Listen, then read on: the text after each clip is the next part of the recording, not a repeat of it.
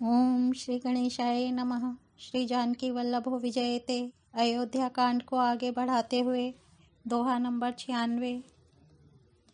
मई के ससुरे सकल सुख, जबहि जहाँ मनुमान।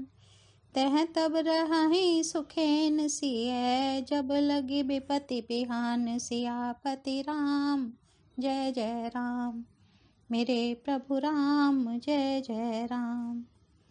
सीता के मायके, पिता के घर और ससुराल में सब सुख हैं। जब तक यह विपत्ति दूर नहीं होती तब तक वे जब जहाँ जी चाहें वहीं सुख से रहेंगी। राजा ने जिस तरह जिस दीनता और प्रेम से विनती की है, वह दीनता और प्रेम कहा नहीं जा सकता। कृपा निधान श्री रामचंद्र जी ने पिता का संदेश सुनकर सीता जी को करोड़ों प्रकार से सीख दी। उन्होंने कहा, जो तुम घर लौट जाओ तो सास ससुर गुरु प्रियजन एवं कुटुंबी सबकी चिंता मिट जाए। पति के वचन सुनकर जानकी जी कहती हैं, हे प्राणपति, हे परम स्नेही, सुनिए। हे प्रभु, आप करुणामय और परम ज्ञानी हैं। कृपा करके विचार तो कीजिए। शरीर को छोड़कर छाया अलग कैसे रोकी रह सकती है? सूर्य की प्रभा सूर्य को छोड़कर कहाँ जा सकती है? और चांदनी चंद्रमा को त्याग कर कहाँ जा सकती है? इस प्रकार पति को प्रेममयी विनती सुनाकर सीता जी मंत्री से सुहावनी वाणी कहने लगी। आप मेरे पिताजी और ससुर जी के समान मेरा हित करने वाले हैं। आपको मैं बदले में उत्तर देती हूँ। यह बहुत ही अनुचित है। आरती बस सन्मुख भयई, बिलगु न मानव तात। आरज सुत पद कमल बिनु, बाधि जहाँ लगी नाथ। सियापति राम जय जय राम, मेरे प्रभु राम जय जय राम। किंतु हे तात, मैं आर्त होकर ही आपके सम्मुख हुई हूँ। आप बुरा न मानिएगा। आर्यपुत्र के चरण कमलों के बिना जगत में जहाँ तक नाते हैं सभी मेरे लिए व्यर्थ हैं। मैंने पिताजी के ऐश्वर्य की छटा देखी है, जिनके चरण रखने की चौकी से सर्व शिरोमणि राजाओं के मुकुट मिलते हैं, अर्थात बड़े बड़े राजा जिनके चरणों में प्रणाम करते हैं। ऐसे पिता का घर भी, जो सब प्रकार के सुखों का भंडार है, पति के बिना मेरे मन को भूलकर भी नहीं भाता। मेरे ससुर कौशलराज चक्रवर्ती सम्राट हैं, जिनका प्रभाव 14 लोकों में प्रकट है। इंद्र भी आगे होकर जिनका स्वागत करता है और अपने आधे सिंहासन पर बैठने के लिए स्थान देता है। ऐसे ऐश्वर्य और प्रभावशाली ससुर, उनकी राजधानी अयोध्या का निवास, प्रिय कुटुंबी और माता के समान सासुएं, ये कोई भी श्री रघुनाथ जी के चरण कमलों की रज के बिना मुझे स्वप्न में भी सुखदायक नहीं लगते। दुर्गम रास्ते, जंगली धरती, पहाड़, हाथी, सिंह, अथाह तालाब एवं नदियाँ, कोल, भील, हिरन और पक्षी प्राणपति श्री रघुनाथ जी के साथ रहते, ये सभी मुझे सुख देने वाले होंगे। सासु ससुर सन मोरे होते, बिनय कर अभि परिपाय। मोर सोचु जनि करिय कछु, मैं बन सुखी सुभाय। सियापति राम जय जय राम, मेरे प्रभु राम जय जय राम। अतः सास और ससुर के पांव पड़कर मेरी ओर से विनती कीजिएगा कि वे मेरा कुछ भी सोच न करें। मैं वन में स्वभाव से ही सुखी हूँ। वीरों में अग्रगण्य तथा धनुष और बाणों से भरे तरकश धारण किए मेरे प्राणनाथ और प्यारे देवर साथ हैं। इससे मुझे न रास्ते की थकावट है, न भ्रम है और न मेरे मन में कोई दुख ही है। आप मेरे लिए भूलकर भी सोच न करें। सुमंत्र सीता जी की शीतल वाणी सुनकर ऐसे व्याकुल हो गए जैसे सांप मणि खो जाने पर। नेत्रों से कुछ सूझता नहीं, कानों से सुनाई नहीं देता। वे बहुत व्याकुल हो गए, कुछ कह नहीं सकते। श्री रामचंद्र जी ने उनका बहुत प्रकार से समाधान किया, तो भी उनकी छाती ठंडी न हुई। साथ चलने के लिए मंत्री ने अनेकों यत्न किए, युक्तियां पेश की, पर रघुनंदन श्री राम जी उन सब युक्तियों का यथोचित उत्तर देते गए। श्री राम जी की आज्ञा मेटी नहीं जा सकती। कर्म की गति कठिन है, उस पर कुछ भी वश नहीं चलता। श्री राम, लक्ष्मण और सीता जी के चरणों में सिर नवाकर सुमंत्र इस तरह लौटे जैसे कोई व्यापारी अपना मूलधन गंवाकर लौटे। रथुहा क्यों है राम तन, हेरी हेरी ही नाही, देखी निषाद विषाद बस, धुनहि शीस पछताहि, सियापति राम जय जय राम। मेरे प्रभु राम जय जय राम। सुमंत्र ने रथ को हाँका। घोड़े श्री रामचंद्र जी की ओर देख देख कर ही निनाते हैं। यह देखकर निषाद लोग विषाद के वश होकर सिर धुन धुन कर पछताते हैं।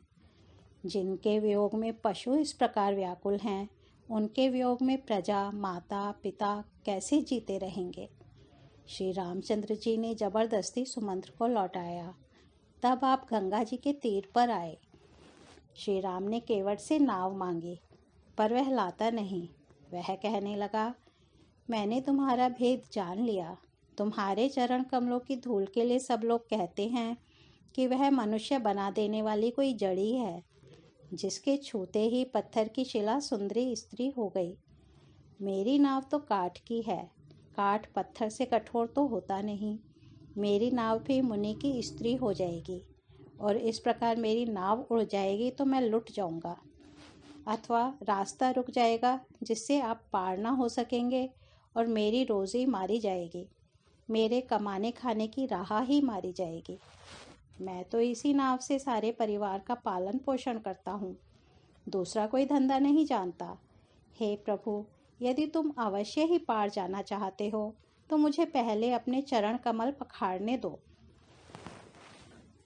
पद कमल धोई चढ़ाई नाव, नाथ उतारई चाहूं, मोहि राम राउरियान, दशरथ सपथ सब साची कहूं। बरु तीर मारहूँ लखुन पे, जब लगी न पाए पखारी हूँ, तब लगी न तुलसीदास, नाथ कृपाल पारू उतारी हूँ। हे नाथ, मैं चरण कमल धोकर आप लोगों को नाव पर चढ़ा लूँगा। मैं आपसे कुछ उतराई नहीं चाहता। हे राम, मुझे आपकी दुहाई और दशरथ जी की सौगंध है, मैं सब सच सच कहता हूँ। लक्ष्मण भले ही मुझे तीर मारें, पर जब तक मैं पैरों को पखाड़ ना लूँगा, तब तक हे तुलसीदास के नाथ, हे कृपालु, मैं पार नहीं उतारूँगा। प्रेम लपेटे अटपटे, सुनि केवट के बैन, चितई जानकी लखन तना, बिहसे करुणा हैन, सियापति राम जय जय राम। मेरे प्रभु राम जय जय राम। केवट के प्रेम में लपेटे हुए अटपटे वचन सुनकर करुणाधाम श्री रामचंद्र जी, जानकी जी और लक्ष्मण जी की ओर देखकर हंसे। कृपा के समुद्र श्री रामचंद्र जी केवट से मुस्कुराकर बोले, भाई, तू वही कर जिससे तेरी नाव ना जाए। जल्दी पानी ला और पैर धो ले, देर हो रही है, पार उतार दे। एक बार जिनका नाम स्मरण करते ही मनुष्य अपार भवसागर के पार उतर जाते हैं, और जिन्होंने वामन अवतार में जगत को 3 पग से भी छोटा कर दिया था, 2 ही पग में त्रिलोकी को नाप लिया था, वही कृपालु श्री रामचंद्र जी गंगा जी से पार उतारने के लिए केवट का निहोरा कर रहे हैं।